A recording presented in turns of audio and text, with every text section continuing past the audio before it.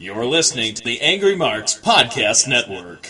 Ian was a dirty, nasty, nasty, just vile. Yeah. So it was so funny.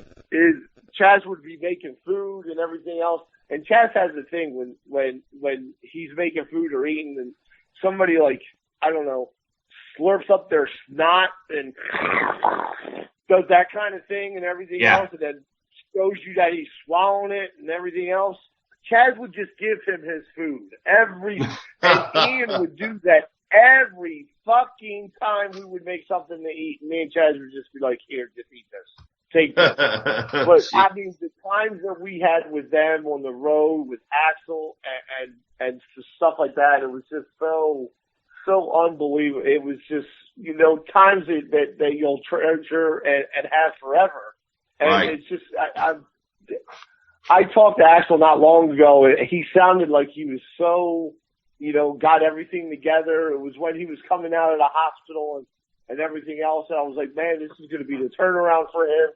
He started walking again. He was saying how good, because I would stay in touch with him through, social media. Right, sure. Twitter and Facebook and stuff like that. And he just sounded like Axel. Right. He was coherent. He was, he was witty. How Axel would be witty. He was really clever. Yeah, he was really clever. His dry sense of humor, where you didn't know if he was fucking with you or not. I know, right? It brought that back, and then to find out that he was just gone that fast. It's just it was one of them days that I just went, holy, are you serious? Like, it's still not, real to me. It's just so, right. It has that surreal feeling that it's just, like, not really real. Oh, absolutely. It's just strange when you lose somebody that close. I mean, yes, I was there when Owen died, and, right. Eddie Guerrero, and, everybody died and stuff like that. And, it was when Brian Pillman passed away and stuff like that. It's in the same, playing field and everything else. It's so hard to put it into words when people are like, hey, tell me, about Axel, or tell me about, Brian, and tell me about Owen. And sometimes you just can't find the words to express that person to you. I mean, Owen, used to just pull us aside and go, hey, just give us little pointers when nobody else would. And, Brett would pull us aside and give us little pointers and things like that. And then you remember the times that you had before you got to where you wanted to go, and, the people that were involved with it, you and Casati and Axel and, Danny and just all the Maryland, the whole thing that we did in Maryland. It was phenomenal what we had going on back then. And it's right. just, it's some of these guys that make it now and they forget, who they came from, or, who helped them get where they got, because you sure as shit didn't do it by yourself. Somebody fucking helped you along the way. Sure. And, it's unbelievable that some people forget where they came from. And, one of the people, and I'm going to call him out, Big Show, Paul White. Yeah. He trained at the Monster Factory. Many times. I think he was Justin St. John's roommate. Yes. Yep. Yes. He trained at the Monster Factory. I helped train Paul when he first got there and everything else. Oh, you guys were training everybody up there back then. I trained D'Lo Brown, Chaz, Reckless Youth came through and everything else. But I mean, there was just, he forgot where he came from. Why? What difference does it make? Say you came from the Monster Factory. Is that such a bad place to come from? I don't think so. So, yeah. I don't know if him and Larry had a falling out or anything else like that. But he doesn't even have to mention Larry. Larry didn't have anything to do with his training. Right. Me, Chaz, the people down at the school did. It was somebody's van that we got into. We went down to Atlantic City, and, we walked the boardwalks with a 7'2" giant that everybody looked at. And we watched Paul climb upon, at Trump Plaza, those statues that they have out there. We watched him climb on top of it and sit on it like it was like some little rocking horse and stuff like that. Wow. And just to deny, I never trained there. It's just so much bullshit. It's unbelievable. Why? It makes your credibility as a person way fucking down there. Why are you going to say that you didn't come from the Monster Factory? Whether it was a month, 2 months, 3 months, hey, you stepped your first foot stepped inside of a Monster Factory ring. And if it weren't for that, you wouldn't even be in the business now.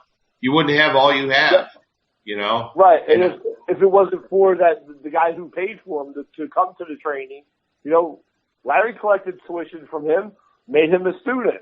Yeah. Right. Then he got picked up. He got picked up really fast by WCW, and I would say maybe 30 to 45% of his training came out of the power plant when they had that down in Atlanta. Right. So yes, part of his training came from there, but also part of it came from the Monster Factory.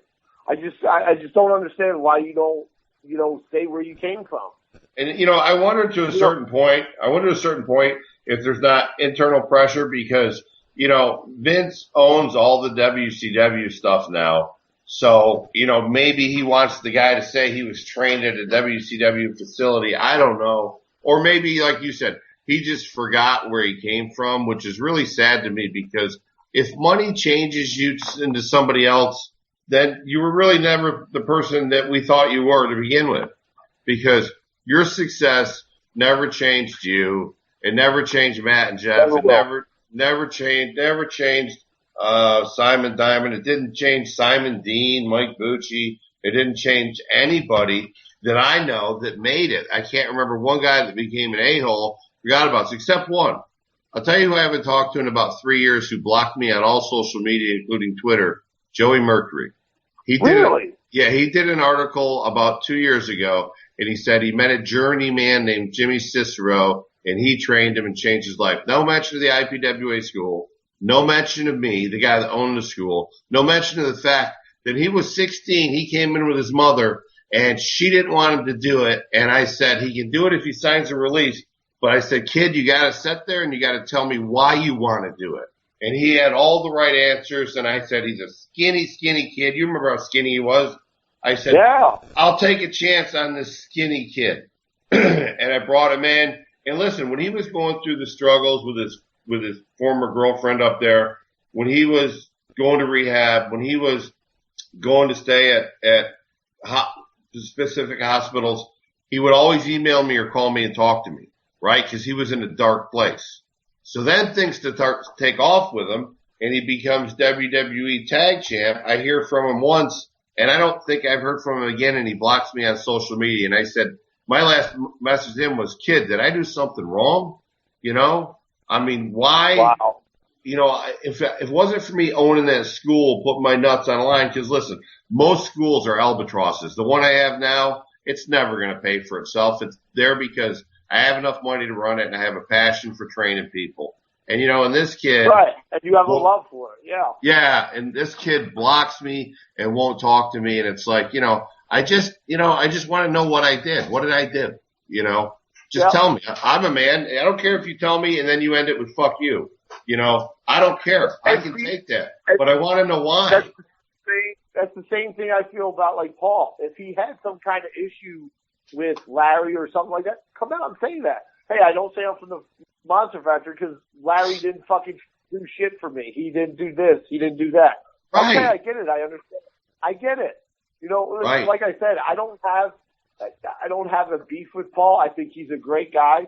He's a super nice guy when you get to know him and everything else like that. I just don't understand that part.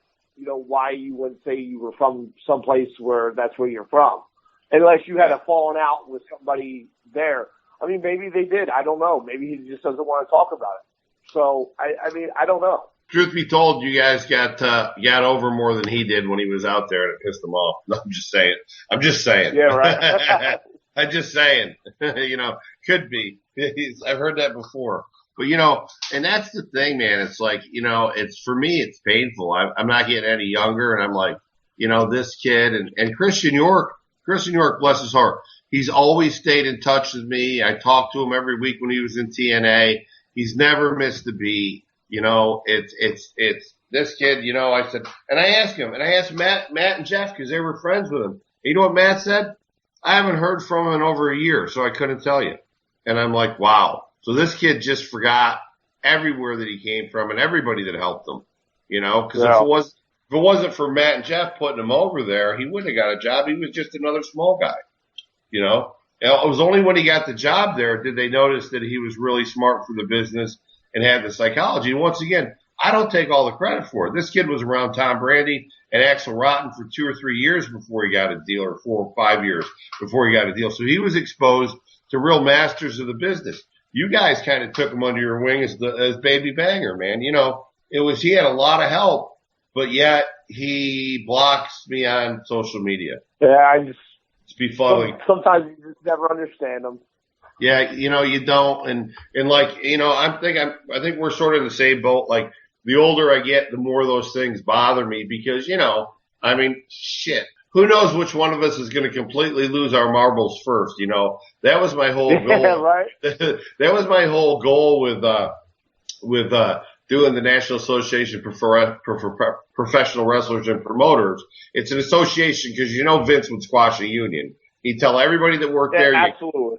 You can't work for me if you're in the union, and any of you guys out there, any independents, never have a chance if you're in a union. So I created an association that it's nonprofit, that is just going to bring in the funds to provide newsletters and up-to-date stuff for the boys. And because we're a group, we'll get group discount at hotels, we'll get group discount on rental cars and health insurance and all sorts of things that groups get rates on once you have a few hundred people to consider a group. So, it's a positive thing. And, all these guys are like, oh, I'm going to join. I test marketed it before I did it because I had to drop $10,000 to get this thing off the ground.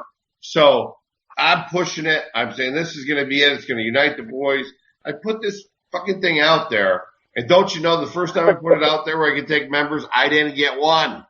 And then I said how freaking disappointed I was. And I got about 20. I guess I have to go on a rampage about it so I get any more. But, here's a chance to have unity, for bad athletic commissions like Virginia. We can have representation at the state legislative level to try to get these commissions either defunct or to be a commission. Because you remember how the commission was in Baltimore, man? You got blood pressure checked. It was either Lou Levy or Tom. You blood pressure checked. They wouldn't let you perform. Your blood pressure was too high. Wait a second. It's worse now, Q. It's worse now. They make you, check this out, you still go through the thing, checks and everything else. Then you go through, you have to do a one-legged squat. You have to run in place for 2 minutes as they take your pulse to see how elevated your pulse gets. You have to do, close your eyes, touch your nose. You have to do I felt like I was doing a DUI fucking sobriety. It's worse now than it's ever been. Yeah, and see, there's the issue right there. They've gone too far. Back when we were there, it was they would do your blood pressure, whatever, they take their money. But, I got hurt one time in the ring, and I don't know if you remember, Joe Thunder did a flip on me and it broke all the orbital bones on the right side of my face. And so I do remember that. Yeah, Tom Brady was out there. He was like managing me. He goes, he's gonna have the 103rd most popular wrestler in MEWF come out and defend the belt, have to beat Joe Thunder has to beat him first, and he broke all the orbital bones. Thank God they snapped back in place, but they ruptured the sinus cavity. There was a lot of blood. Lou said, I'm going to call an ambulance. The commission will take care of it. We're going to send you to the hospital. That's what I'm paying my fees for. I didn't feel bad, but I said, no, I'm going to have Cicero drive me home. I've got insurance. I'll take care of it. I'll do it at the hospital by my house. And, but I was like, gosh, I can't believe they're actually going to send me to the hospital and take care of the bill. But, they were, and they had some bad sides to it. But, when you get a commission like Virginia's, all they do is show up and take the tax dollars for the seats. They don't do nothing else. Right. So to me, that's a worse commission yet because they do nothing but money from you. It's almost, it's the offense that's closest to extortion that I've ever seen before. It's like they're holding these guys for ransom. You have to have a license, you have to have a bond, and we're going to come and pick up the ticket tax money, and as soon as you pay us, we're going to leave, because that's how much we care about it. You know? Yeah. It's just like, geez, if you're going to be one, be one. But then again, you don't need to be as far as what they do. Listen, I got 2 bad knees, brother, after all this stuff. And if I had to do a one-legged squat, muscle-wise, I could do it, but knee joint-wise, if I did it, I'd be carried out of the building, man. Well, that's the funny thing is I just had my second ACL surgery. It was back in July 31st, and we went and we wrestled for Danny in December. And the guy looked at me, he goes, all right, I need you to do a one-legged squat. I went, yeah, I want to see you do a one-legged squat. He goes, good point. Something else. Right, I was like, yeah, right. fuck that. Good point. I'm 46 years old, motherfucker. If you can do a one-legged squat, I'll follow you. Yeah, I know, right? That's the truth. Damn especially right. if you have a bad knee or two. Hey, listen, you're listening to the Angry Marks Network. We've had a great conversation with my buddy Thrasher. We go back 20 years.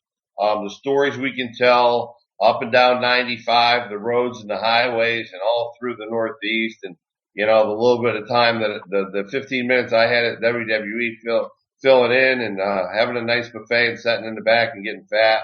And my buddy's out there in the main event, taking it to town. It's been a great conversation. Listen, if you can hang on a little bit longer with us. Are you serious? It's 10:30 at night, man. I got to get up at 6 a.m. Oh, come on, man. 10 minutes. Because I'll tell you why. I got a good friend of mine who's a co-host on a show. His name's William Huckabee. And he told me one time, if he was white instead of black, and he could be anybody in the world, he'd be Headbanger Thrasher. Well, see, I don't blame him for that. No. Listen, we're a snowball rolling down a hill, and now we're the size of, like, Rhode Island. It seems like 5 minutes to me, but that's just me. I haven't Glenn Thrasher and I haven't talked way too long. We got to do it more often. I got to get your number. We got to chat, man. I'm going to get down to Florida and see you guys too. So I want to get down and see Nikki and see what's up with them. So yeah, get down and we'll hang out and be a good time. He's only about 45 minutes north of me. Oh wow. That's hey, you know what? For us, 4 hours is like a trip to the grocery store. That's right. That's why I don't mind my 2.5 hours of Disney, my trips to Disney every Saturday. You know what? It doesn't even bother you. It's not a road trip. It's only 2.5 hours. It's so funny too, because my wife is like, I don't want to drive home tonight. It's like 1:30 in the morning. You won't get home until 3 or 4, blah, blah. You're so tired. I'm like, trust me, this is nothing. I can do this with one eye open. Now she understands why, because she's laying right next to me. She can hear what you're saying. So now she gets it. All right. Now it's different. I don't know. We got Will Huckabee in here? If Will's here, I want to let him ask one question to Thrasher. Then we're going to let him get off the phone because he's got to get up early like me. I got to get up at 5 o'clock. He's got to be at work at 6. Yeah, I'm here too. What's going on, man? Hey, man, finally. Yeah, finally. Hey, do you guys know each other? No, unfortunately, I haven't had the honor of meeting him. I'm sorry. Yeah, that's okay. Listen, him and I go back 20 years. We've been having a conversation about the good old days. But I wanted to let you, Will, go ahead, and if you have any questions for Headbanger Thrasher, fire away real quick before he's got to go to bed. I think I'm pretty sure you did a great job. I wasn't able to listen to the interview because of the technical difficulties, but no, I'm fine right now. Thank you, Q-Raw. Yeah. Listen, Thrasher, here's what I'm going to let you do, man. I'll let you get off and get some sleep, dude. I'm going to get up with you this week. We'll chat. I'll get your number. Yeah. And we got to stay in better touch because you know what? Man, I enjoyed that. I enjoy all the shows, but I enjoyed the hell out of this, brother. It was good. Yes, great. I will. I'll message you my number. Yeah, send me. Is your wife right there? Yeah, she's right here. Did she hear me? Yeah. Never mind. I'll just leave it at that. So, Mrs. Thrasher, I mean no disrespect by what I was going to say. That's all. I mean none. So don't take it that way. Anyway, before I took an inch of rope and now I got a mile and I'm going to hang myself, I'm gonna let your husband roll over and nuzzle you like the old days, and you guys have a good night. And just it was great having you on the show, man. It was great catching up. I think what we got to do is all of us from that era got to write a book, and everybody gets a chapter. Oh my God, yeah. Yeah, let me tell you something. That'd be a bestseller. I can put that together. I got a professional writer writing my book. I can switch her off that. We could do this book tomorrow and it'd be a hit. Yeah.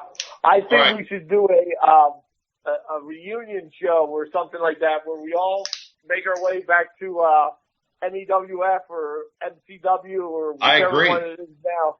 I agree. And just go nuts. Listen, we got to do it. That would be fantastic. I'm in. So yeah, I hear all right, you. buddy.